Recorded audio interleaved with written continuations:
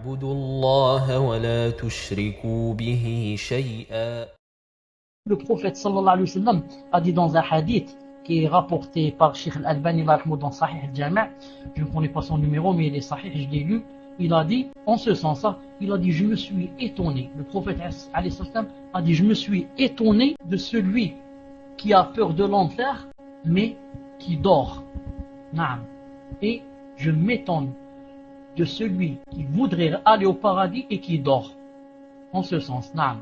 Il a dit, en parlant de l'enfer et du paradis, il a dit Nama alibuha. Le prophète sallallahu alayhi wa sallam lui-même s'est étonné. Il a dit, c'est étonnant que les gens disent on a peur de l'enfer alors qu'ils passent leur temps à dormir. Quand je dis dormir, ce n'est pas seulement rentrer sous le lit et se couvrir. Dormir, à être insouciant, à être indifférent, à jouer du matin au soir, et à plaisanter, à rire, et tape 5 du matin au soir. Il ne se prépare pas alors qu'il avait dit et prétendu qu'il a peur de l'enfer. Ensuite il a dit sallallahu alayhi wa sallam, et je m'étonne de certains qui prétendent souhaiter rentrer au paradis alors qu'ils dorment. Naam, la même chose, du matin au soir, insouciant, indifférent, en train de passer son temps dans les choses qui ne font que du mal, et au lieu de se préparer à ce paradis qu'il prétend, dans lequel il prétend qu'il voudrait rentrer. Naam. Dites-moi, barakallahu fikum, dites-moi, moi quand je veux passer le baccalauréat, n'est-ce pas, une année, je souffre toute ma dernière année, déjà combien d'années, 15 ou 20 ans en train de préparer ce baccalauréat. Et la dernière année, vous voyez des gens, par exemple les derniers 3 mois, qui ne dorment pas. Ils passent des nuits blanches, en train de veiller, avec le thé, en train de boire le thé, le café, en train d'apprendre. Pourquoi tout cela? Pourquoi? Parce que celui-là, vraiment, il veut le bac. Il le veut. Non. Mais quelqu'un qui passe son temps en face de la télévision et les matchs de football, le jour, ou la semaine, ou le mois des révisions, celui-là ne veut sûrement pas le bac. Non. Mais l'autre, regardez comment il souffre. Ça, c'est rien, c'est le bac seulement. Imagine maintenant, il y a un enfer qui te menace, un grand enfer qui te menace, et un grand paradis qui t'attend. Et nous, on ne fait rien. Et demain, c'est sûr que quand on va rencontrer Allah, on va pleurer, comme a dit le prophète, il a dit, il y aura des gens qui pleureront le sang. Et il a dit que les gens pleureront au point où leur pleur sera comme une mer ou des barques pourront voguer.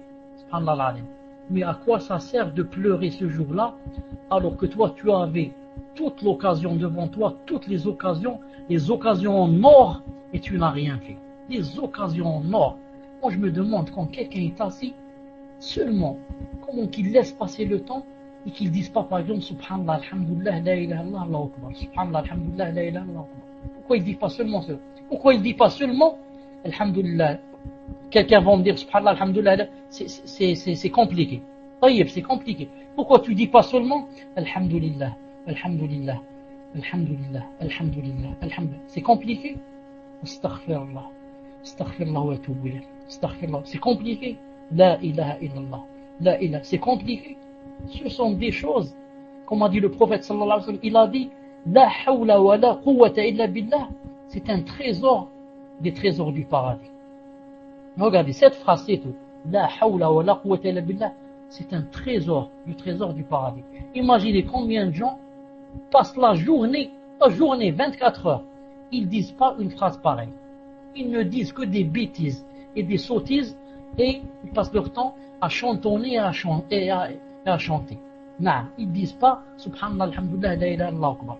Alors que, peut-être demain, quand on va mettre ta balance des récompenses, il te manquera un Subhanallah. Si tu avais dit un Subhanallah, au lieu d'aller en enfer, tu vas aller au paradis. Aujourd'hui, je demande qui peut me vendre une récompense. Ce jour-là, ni ton père, ni ton mari, ni tes enfants, ni tes oncles ne te donneront une récompense. Tout le monde fuira de l'autre. Le jour de la rétribution, du jugement dernier, quand quelqu'un voit sa femme, ses enfants, son père, il se sauve. Il va d'un autre côté où les gens ne le connaissent pas. Il a peur qu'on lui dise « Donnez-moi une récompense ».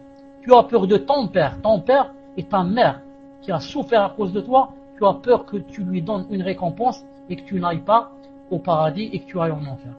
Alors que maintenant, on a des occasions en or de remplir les sacs de récompenses. Je demande à Allah subhanahu wa ta'ala le Tout-Puissant qu'il raffermisse nos cœurs et qu'il nous ouvre nos cœurs. Car quand nos cœurs sont scellés, on peut pas faire le dhikr, on peut rien faire. Je demande à Allah subhanahu wa ta'ala le Tout-Puissant qu'il nous ouvre nos cœurs et nous enlève la poussière de nos yeux pour voir les choses comme elles sont, telles qu'elles sont, et pour faire des choses qui ravissent le Seigneur le Tout-Puissant, exalté soit-il, pour qu'il nous pardonne demain et nous fasse rentrer dans son paradis et nous éloigne de l'enfer. Wa akhir da'wana anil hamdulillahi rabbil alamin.